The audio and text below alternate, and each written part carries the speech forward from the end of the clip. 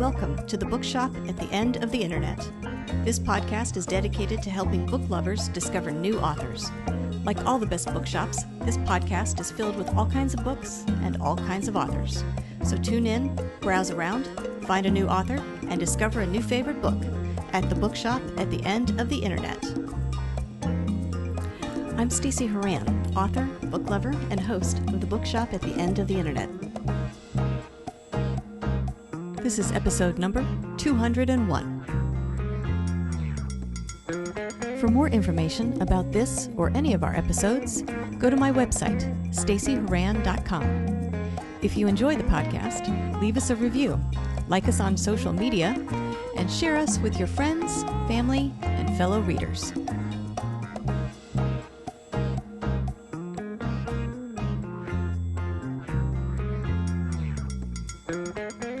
In today's episode of the Bookshop at the End of the Internet, I'm chatting with author Emily Shiner about her two new books, which were released this past autumn, The Wife in the Photo and The Hotel. If you are like Emily and love a good revenge plot, you'll want to check out The Wife in the Photo. It's a psychological thriller filled with secrets, twists, a mysterious death, and edge-of-your-seat family drama. Emily's other book, The Hotel, is another story that you might find similarly hard to put down. This novel is a locked room thriller that reveals what can go wrong when you're trapped in a beautiful clifftop hotel during a blizzard with a family of strangers. As the author of more than a dozen books, Emily writes stories designed to keep her readers up at night. In this episode, I'll chat with Emily about her writing journey, how she wanted to be a writer ever since elementary school, and the secret to getting a thriller novel's twist just right, as well as a few other things coming up.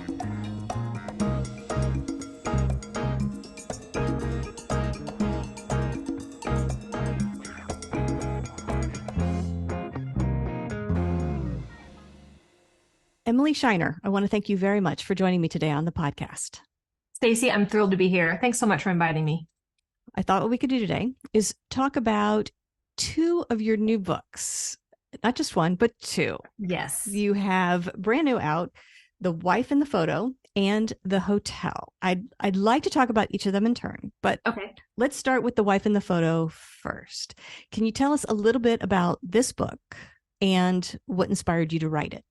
Sure. Well, first, let me say I love a good revenge plot, and readers have pointed out that a lot of my books deal with the subject of revenge. In real life, I'm not a vengeful person, but in a book, I love nothing more than somebody getting back at another person for being wronged. So in this book, Lola, the lovely wife of Evan, who's chief of police, dies, and her death is a little suspicious.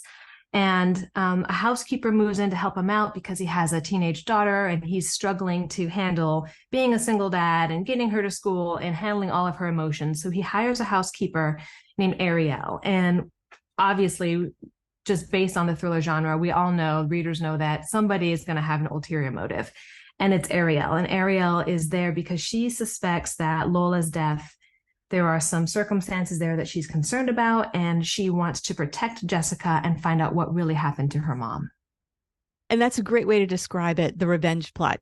So let's talk a little bit about the characters in this book. Can you tell us what we need to know about them going into it? Well, Jessica is a teenager and she's acting out. And so like any teenager who's going through a lot, she's not making the best decisions. And she's a little out of control for her dad, Evan, who is, like I mentioned, chief of police. He's overwhelmed with his position at work. He's overwhelmed with keeping it all together after Lola had died. He's trying to maintain this facade of everything being perfect and there not being an issue in the house. And he's able to do that for a short period of time until he finally realizes he needs help. And that's when he brings in Ariel. And Ariel's just perfect for this family. And she is kind and she wants to bond with Jessica. And while she knows how to interact with Evan to make him trust her, there's a lot more going on underneath for Ariel. So the setting for this book, the household, the domestic thriller. Right. Do you find it easy or difficult to create tension in that environment? I think the reason that domestic settings work really well is because we all have this fear of somebody coming into our house who we think we can trust, but really find out is there to hurt us. And your house is supposed to be your safe place. It's supposed to be where you can lock your doors and nothing bad happens to you. But we all know from watching the news and watching TV shows that that doesn't happen. And so I think playing on that fear of inviting a person into your house and feeling like they have the best motives to help you, and then finding out later that that's not true, is quite frankly terrifying. And so that's why I think domestic settings work really well.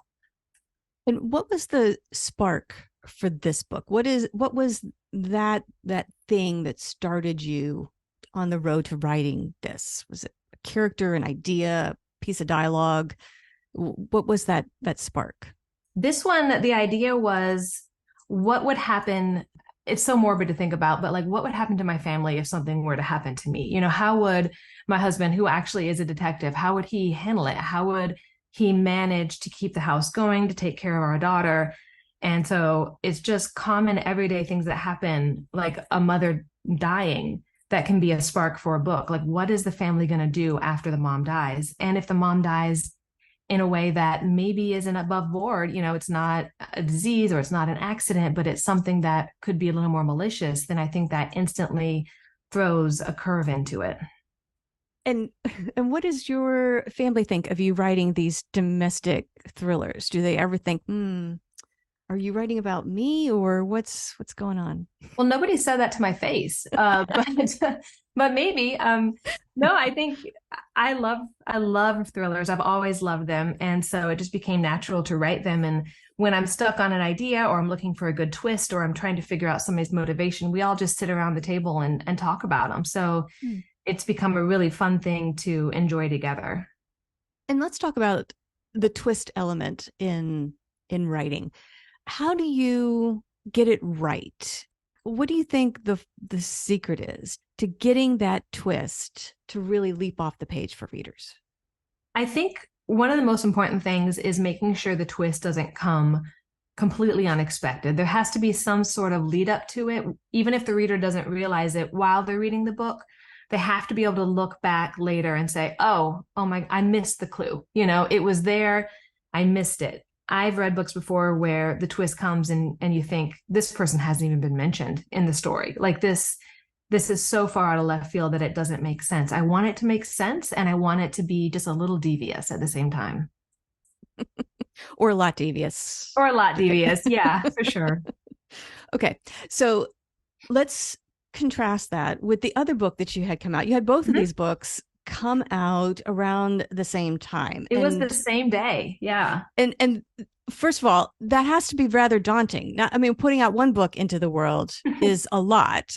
Putting out two at the same time, that's a lot to juggle. Did you change your approach knowing that there were now two books that you were marketing and publicizing? Well, these are published with Book Couture. So they handle all the marketing for it, which was a dream, because I cannot imagine trying to run ads and book newsletters and handle all of that for two books on my own.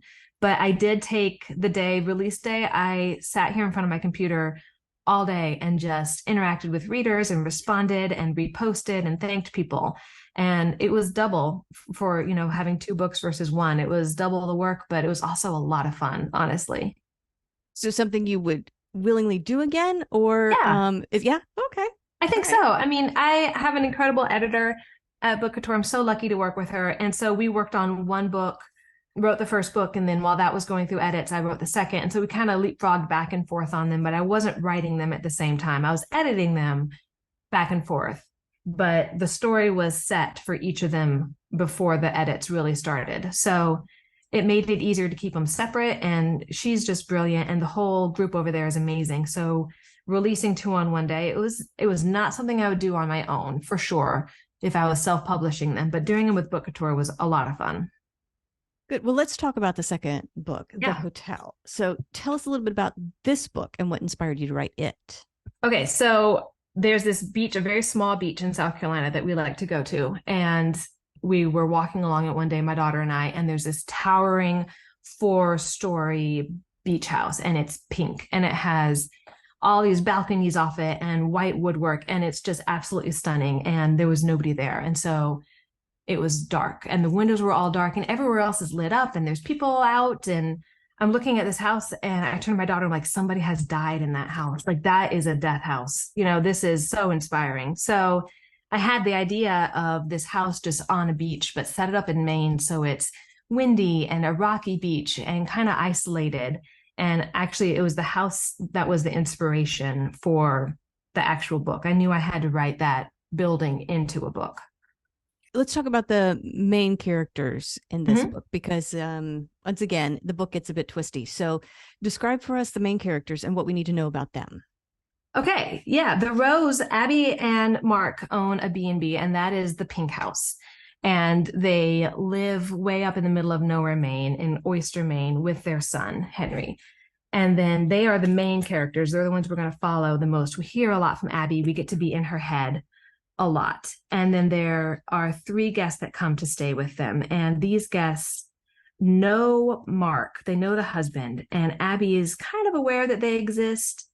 And it isn't until the guests come, Lottie and their daughter, Chelsea, and then that's when it all kind of twists together with a storm hitting and it becomes a locked room mystery. And so that's a different spin on the kind of domestic thriller, this idea of it happening in a locked room, which again is something I'm sure people find terrifying. That it's one thing to invite danger into your home, but it's quite another to then be locked in with it.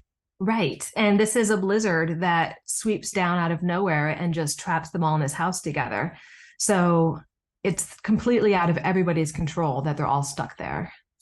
And so again, how do you build the tension? I mean, there's already an underlying feeling of dread, I'm sure, with this idea that we're stuck and there's no way out, and trying to sort through the mystery. But how do you, when you are sort of confined, when your setting is that confined, how do you keep making it interesting? How do you keep building it and adding these twists? Yeah, I think the way that this book works and how I did that in this book was continually giving little revelations from the different characters. So they can't leave this building. So it is, you're stuck in it. But each time you hear from somebody, you learned a little tiny piece of information that keeps it exciting and keeps it interesting. Because otherwise, yeah, you're just stuck in a snowstorm in a giant house. And that doesn't sound that terrible, does it? Well, let's talk about the writing process for your books. I'm curious, you said you had written these 2 before you started working with the editor to edit them. Was the process the same or very similar for each of the books, or were they different? It was pretty similar. Yeah, so I started out self-publishing, and when I write a book for myself and not I work with Incubator Books and with Book Couture, I'll just sit down and start writing and let the characters kind of talk to me. And I'll have an idea of what the story is, an idea of the twist. But both Incubator Books and Book Couture require a synopsis. And I'm a pantser. And honestly, that I was like, really? You want me to write down exactly what happens with all of the twists? I mean, how in the world am I supposed to come up with that? So coming up with that and then running over that with the editor and then getting that green light and starting to write. And then after the first draft is done, that's when the structural edits come into play. And then that's when the ball really gets rolling on the book. So how do you deal with that? If your sort of internal writer wants to pants the story, but the requirement is that you lay it out. Know what's happening. Yeah. Yeah. So how do you deal with that? Because I imagine at some point the characters start stamping their feet and saying, no, we want to do something other than what you had planned. They do. They go off book. Well, first I lay on the sofa and I stare at the ceiling and I mourn the fact that I have to come up with a synopsis. And then after that mourning period is done and I've written it, that my editors, each one that I work with at both publisher, know that just because I say this is going to happen, it might go off book a little bit. And both publishers are amazing with a little bit of free reign on that. As long as they have an idea, we're going to get from point A to point B eventually. It might detour a little bit, but as long as we get there, they're both fine with it. Yeah. Do you know your endings? Are you solid on your endings before you start writing? Or is there always that chance that the book's going to turn out differently from what you originally planned? I'm fairly solid, but there have been times where it's changed a little bit at the end and surprised me. But that's not a bad thing. That just tells me the characters are taking control. So Has there been a twist or a turn or detour that the characters have taken you on where you've thought, wow, this might be a substantial deviation from what I originally planned? yes, definitely. And luckily, the main time I can think of that happening, it was a self-published book. And so I ran with it. But I try to spend a fair amount of time coming up with synopses and really trying to visualize it as a movie and watching it play out and seeing how different twists will play out and then backing up and trying something new if I'm writing a synopsis for the publishers. How long does it take you from that initial idea to thinking about it in your head, synopsis, draft, etc.? How long does it normally take you To write the first draft included? Yeah. Once I get the green light and I start writing, I usually write about 5,000 words a day. So if a book is 50 to 75,000 words, that's what, 10 or 15 days of just sitting down every day and just pounding it out. But writing the synopsis can vary. I was laughing with my editor because I was pretty sick a couple of months ago and I had this really good idea. And in the matter of about an hour, I wrote the synopsis and she's like, I love this. But there are other times when it's taken 3 or 4 days of me just really, really focused and working on it. You've struck upon the thriller genre, specifically the domestic thriller or those types of stories. Do you think this is your voice? Do you think this is what you'll stick with, or do you have ideas or goals to write other kinds of books? Yeah, that's a good question. I actually started writing romance before I started writing thrillers. And I enjoy romance, but I don't love it the way I love thrillers. And so I don't think there's anything such as a bad word. I think every single book I've written has helped me get better and improve my craft. And right now, I am 100% in on thrillers. I love to read everything. And sometimes I think, oh, I would really love to write a beautiful fantasy book. But I really, really like sitting down and getting into people's heads and writing thrillers more. So I can't see myself deviating anytime soon. But if a really good idea hit, I would probably follow it. So, yeah. Well, and as you mentioned, The Wife in the Photo and The Hotel are not your first books. No. So, of all the books that you have written, I'm curious, do you have particular favorites, either because they were just maybe incredibly fun to write, or they had a character that you just really connected with? Are there any sort of standouts for you, maybe the right book at the right time? Any particular favorites among them? Yeah, the one that comes to my head immediately is You Can't Hide. And it was published with Incubator Books. And it was all the things you just mentioned. It flowed. It wrote itself. It was so quick. I felt like I was watching it play out in front of me rather than writing a book.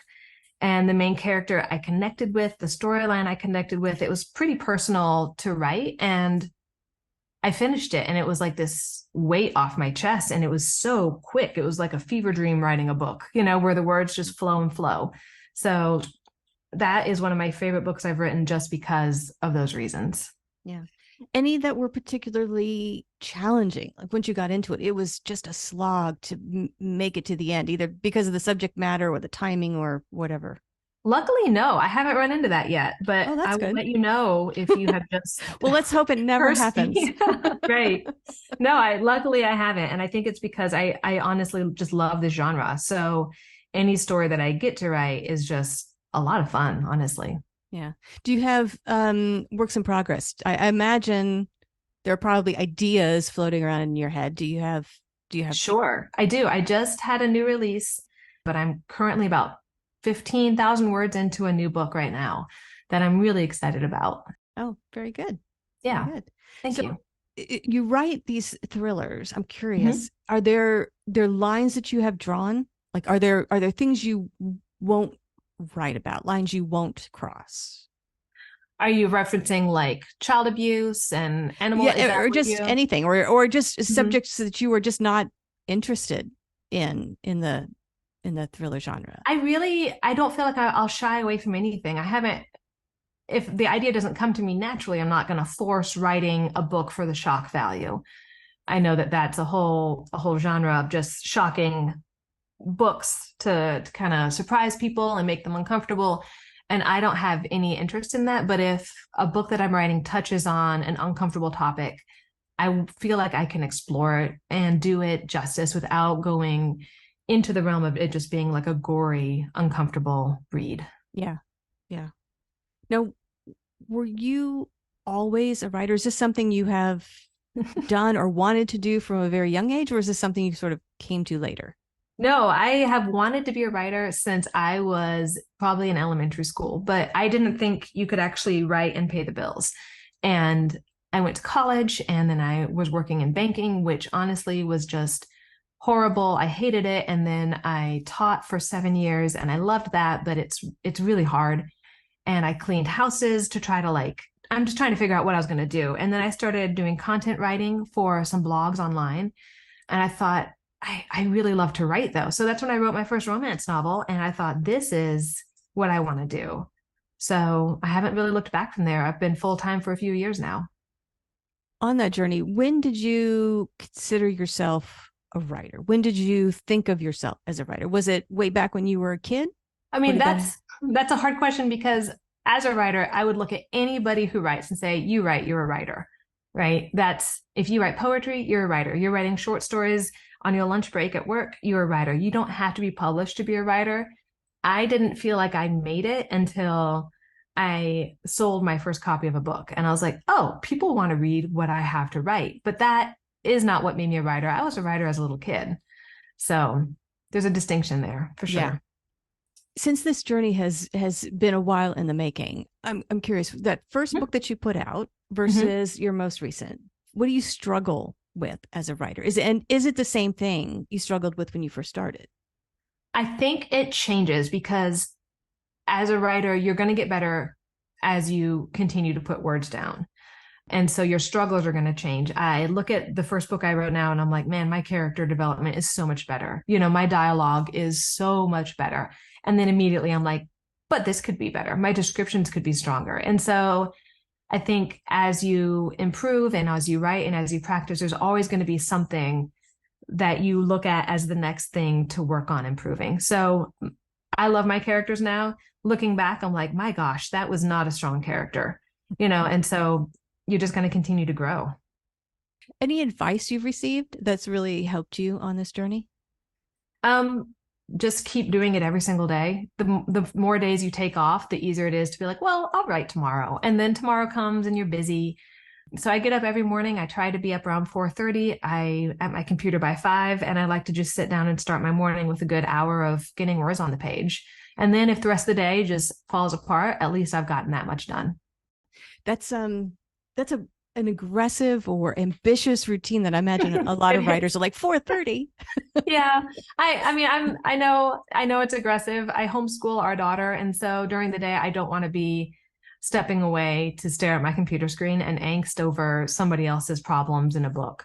So for me, it works to just get up, knock it out. And then later in the day, if I have time to come back to it, then that time is just an extra gift. And the routine of doing it every day, the words show up for you then? They show up. 5? Your body gets used to it. Yeah. And it doesn't need to be at 4:30 if somebody gets off work at 5 and then comes home and decompresses and then sits down, just to have that routine, I think is huge. You get used to doing it and you mull it over and you're ready to write. And what has been the best part of this writing journey for you? I love interacting with readers. I love hearing from them. I love answering questions. I love being tagged in pictures with my books. It's this whole community. I've been a lifelong reader. My whole family, we all love to read. And so interacting with people who love books as much as I do, even if we're not talking about the books that I've written, the reader community is amazing. And thriller readers are some of the nicest people I've ever met. So they're just a joy to get to talk to. Good. Well, if people want to learn more about you, follow what you have going on, reach out, where should they go to find you, information about your books, all that stuff? Yeah, I have a website. It's authoremilyshiner.com. My Instagram is author Emily Shiner, and I'm also on Facebook. I just started a small Facebook group.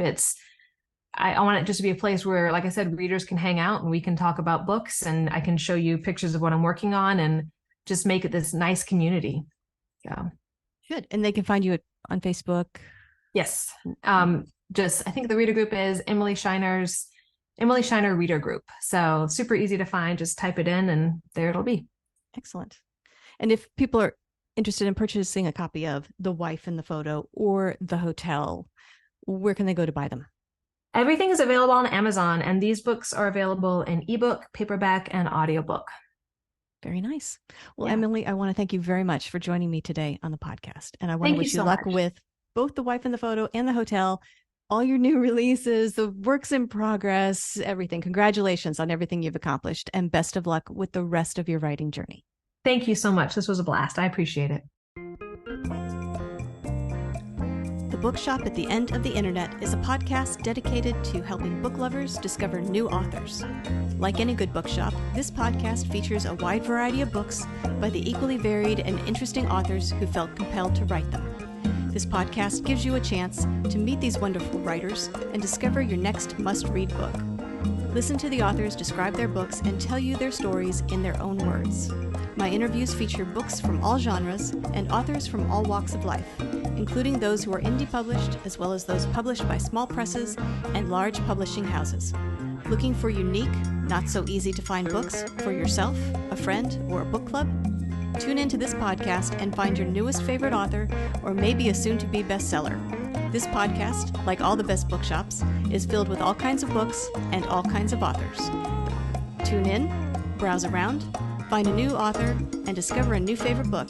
You never know what treasures you might find in the Bookshop at the End of the Internet.